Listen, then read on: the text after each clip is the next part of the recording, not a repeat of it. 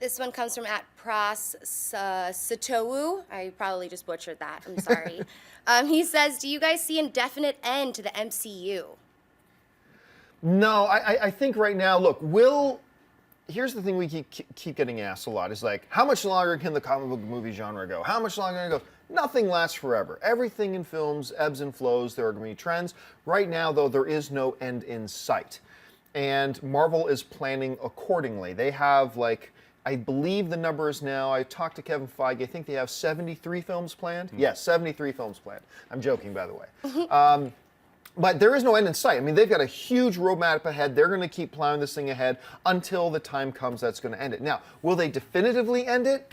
I doubt it. I think the way the Marvel Cinematic Universe is ultimately going to end is they're going to hit 2 or 3 films in a row that bomb, and then they're just going to stop. I don't think they're going to plan the epic finale to the Marvel Cinematic Universe. I don't think they're going to do that. Although if they had that type of foresight and that type of vision, we're planning then like a 5-year break to reboot, that would be impressive. But I don't think that's what's happening at this point. Dennis, what do you think? I think maybe at some point they'll decide to reboot the universe and do kind of what they're doing with the comic books right now with the Secret Wars, where they're just gonna be like, all right, let's just decide to start over and mix stuff up. I would like to see like we're talking about like alternate universe type of stuff like Old Man Logan. I would love to see that type of stuff. I know Marvel doesn't own that right now, but maybe in the future they will. For now, I agree. I don't think there's any plan. Why would you? If everything's going well and they have a clear-cut goal, we know that we're going to get to the end of phase 3 with the Avengers, and we'll see where that goes. I think we'll probably spin off into some new Avengers after that, and if the fans respond to that, keep building on that. Unless the thing is, right now they have their stars. They have the Iron Mans and the Thors, and that right now those are their main. If you look at the star athletes on the team, those are the guys who are running the team right now.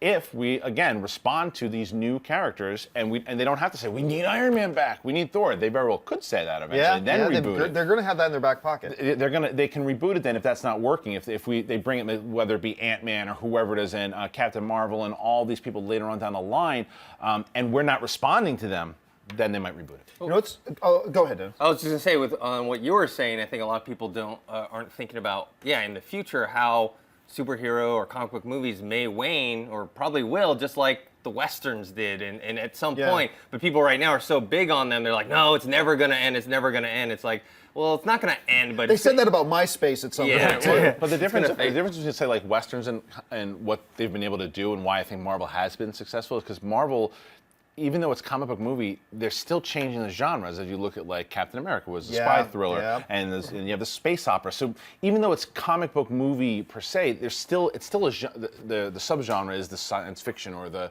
spy thriller. So they can make that last because Westerns, it's just Westerns. That's all you can do with it. Or even spy thrillers, it's just spy thrillers.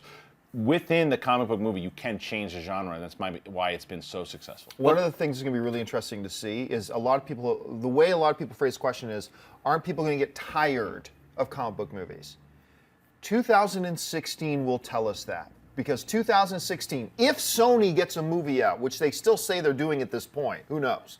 But if Sony does get one comic book movie out, 2016 is going to have 8 comic book films in 1 year.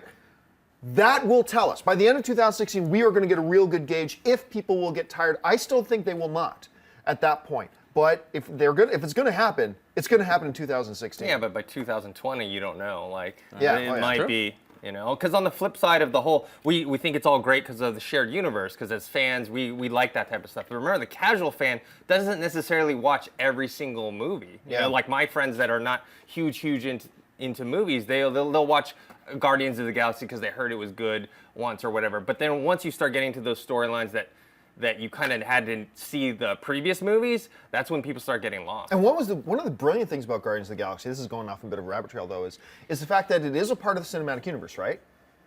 But in many ways, Guardians of the Galaxy was a completely isolated film. You didn't need to know nothing about Thanos. Right. You didn't need to know nothing. As far as if you were coming in fresh to Guardians of the Galaxy, having never seen a Marvel cinematic film before, everything made sense. Like you didn't have to know the Thanos was around in the Avengers. You didn't have to. It all felt like it was a self-contained story, which was a pretty bright thing for them to do.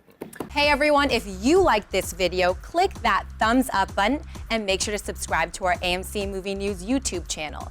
It's free and helps you stay up to date with all the latest movie news, as well as our daily AMC movie talk show. Also, make sure that you follow us on Facebook and Twitter to stay up to date with all of our special promotions, contests, and prize giveaways.